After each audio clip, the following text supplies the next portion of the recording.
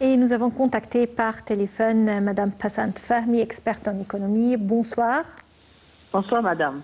Madame Passant Fahmi, on est en train aujourd'hui de discuter du plan de l'Égypte, le plan ambitieux 2030, qui est basé sur plusieurs points, parmi lesquels l'économie verte, également le développement durable, l'encouragement des entrepreneurs et bien sûr le développement des villages et de la campagne égyptienne. On a vu ensemble plusieurs commentaires qui traitent de ce sujet. Je voudrais savoir, selon vous, cet aspect de développement des villages et de la campagne égyptienne s'avère important, mais en même temps un défi à relever. Selon vous, pourquoi?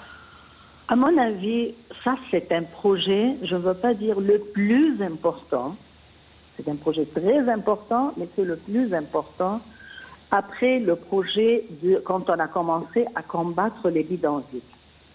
Parce que ces deux projets adressent directement la personne égyptienne, la personnalité égyptienne. Et n'importe quel plan, quand on est dans n'importe quel pays au monde, l'objectif principal doit être le bien-être des habitants. Malheureusement, les Égyptiens, surtout hors des grands gouvernorats, le Caire, l'Alexandrie, Port Saïd, le reste du pays, ils ont vécu une vie inacceptable pour des décades, je ne veux pas dire plus que 60 ans. Il n'y a pas de l'eau, pas d'électricité, pas de services, éducation, comme vous voulez. Il n'y avait absolument rien. Et maintenant, on a un projet, à mon avis, ça c'est un projet méga, très important, qui va changer tout à fait le futur de l'Égypte. Et c'est l'importance de ce projet-là est exactement comme le projet que Monsieur le Président a lancé pour combattre les bidonvilles. Parce que les deux adresse la personne ou la personnalité égyptienne directement. Et quand on construit une personnalité égyptienne forte, c'est-à-dire nous avons un pays fort. Et c'est pour cela que je dis, ça c'est un méga projet, tout le monde doit participer, non seulement le gouvernement, mais aussi le secteur privé, le secteur public, l'armée, toute l'Égypte doit participer à vraiment achever et accomplir ce projet-là le plus vite que possible. Oui. Bien sûr, durant les années passées, l'effort qui a été déployé par le gouvernement et Monsieur le Président a été vu par le monde entier et ça a été aussi reflété dans les indices qui reflètent comment l'économie égyptienne et le mode de vie en Égypte a commencé à changer. Oui. Mais l'Égypte est trop grand, c'est-à-dire nous avons 27 gouvernorats et le projet dont Monsieur le Président a commencé à travailler, et je répète, tout le pays doit assister dans ce projet.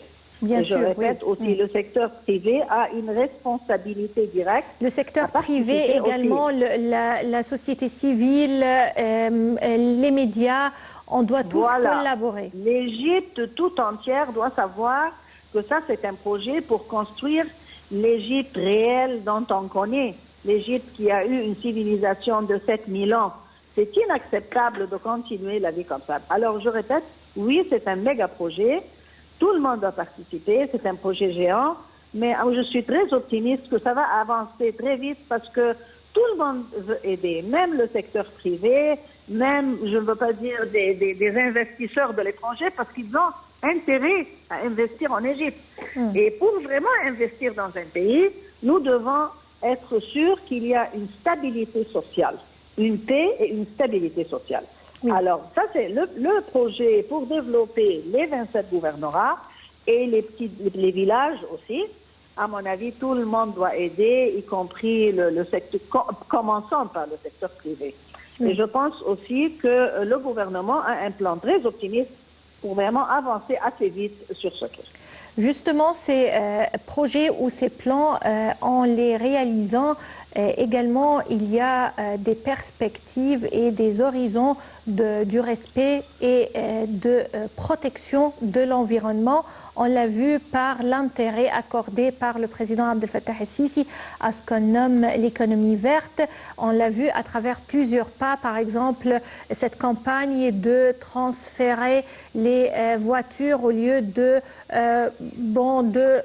marcher par le fuel normal, par gaz naturel, également l'énergie renouvelable. Selon vous, cet nouvel aspect de respecter l'environnement, comment peut-il vraiment aider l'Égypte à la réforme économique? Le monde est devenu trop petit à cause de la technologie. Il y a des problèmes qui touchent le monde entier. Problème de l'environnement, changement du climat, problème de l'alimentation, ça c'est très important. Problème aussi de l'immigration illégale. Il y a des problèmes qui touchent le monde entier. Et le monde entier travaille en coopération ensemble pour vraiment achever les buts qui peuvent aider ou empêcher le développement grave, surtout de l'environnement. Parce que le changement du climat va donner un coup assez fort à la Terre tout entière. Oui. Parce qu'il y a vous savez très bien comment le changement du climat a affecté le monde entier. Bien sûr. Alors, Monsieur le Président travaille et les objectifs du plan économique du gouvernement sont faits pour adresser ce genre de méga-projets ou de ce genre de problèmes sur le domaine. Madame Passant Fahmy, je vous remercie infiniment pour ces explications et c'est ainsi qu'on arrive au terme de notre édition de Direct aujourd'hui. Passez d'excellents moments avec la suite de nos programmes sur NAL TV International. Au revoir.